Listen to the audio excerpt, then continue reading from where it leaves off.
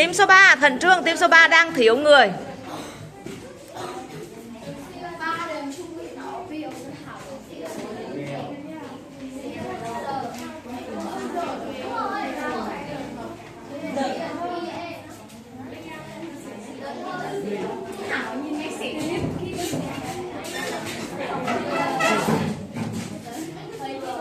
Các bạn ở dưới kiểm tra xem nhá. Kiểm tra xem là đồng đội của mình làm đúng hay sai. Nếu như bạn sai thì mình sẽ sửa.